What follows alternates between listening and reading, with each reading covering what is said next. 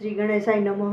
મારી યુટ્યુબ ચેનલમાં આપનું સ્વાગત છે સુમન કિચનમાં। આજે આપણે છે ને બટેટા અને ફુલાવરના કટકાનું શાક બનાવશું। જેમાં મેં એક વાટકી ફુલાવર લીધી છે, ધોઈ અને સાફ કરીને કટકા રાખ્યા છે। બટેટા ધોયેલા છે, ડુંગળી, મરચાં, આદુ, ટમેટાં અને ગરમ મસાલો, આટલી બધી વસ્તુની જરૂર પડે। હવે આપણે અહીંયા તેલ મૂક્યું છે 2 મોટા ચમચા અને ગેસ ચાલુ છે ધીમો। હવે આપણે પાસ કરશું।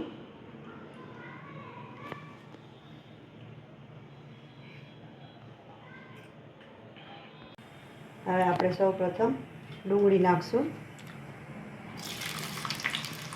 તેલ ગરમ થઈ ગયું છે ને એટલે ડુંગળી નાખશું।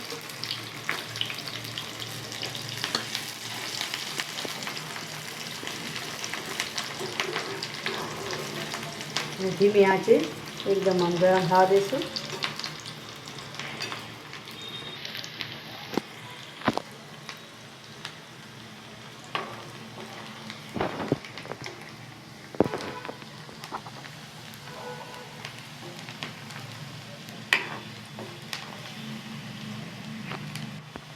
હવે આપણી ડુંગળી લાલ જેવી થઈ ગઈ છે। હવે એમાં હળદર નાખશું, અડધી ચમચી હિંગ નાખશું,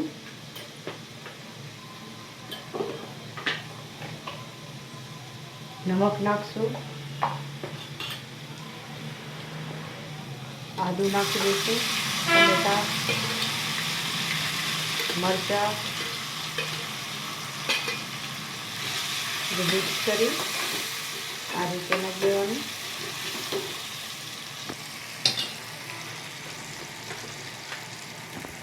અડધી ચમચી ચટણી નાખશું, ત્યારબાદ ગરમ મસાલો નાખી દઈશું।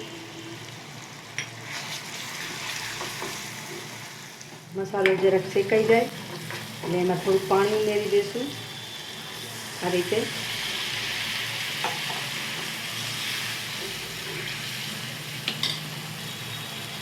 મસાલો થોડોક ઉકળે એની અંદર ફુલાવરના કટકા અને બટેટાના કટકા મિક્સ કરી દઈશું।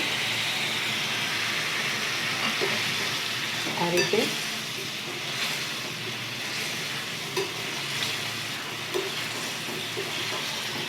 થોડી વાર એને ધીમી આંચે આપણે પાકવા દઈશું। ખૂબ સરસ શાક બની જાય છે। વચ્ચે આ રીતે ધીમે ધીમે હલાવતું રહેવાનું। 5 મિનિટ પછી આપણે શાક ચડી જશે આપણે એને ઢાંકી દઈએ।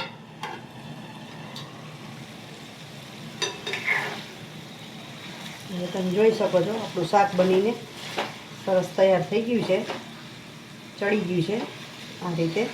હવે આપણે ગેસને બંધ કરી દઈશું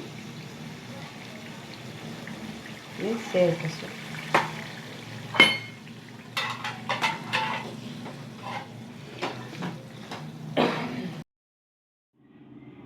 હવે તમે જોઈ શકો છો આપણું શાક બનીને તૈયાર થઈ ગયું છે। જો તમને આ વિડીયો પસંદ આવે તો લાઈક, શેર અને સબસ્ક્રાઈબ કરજો।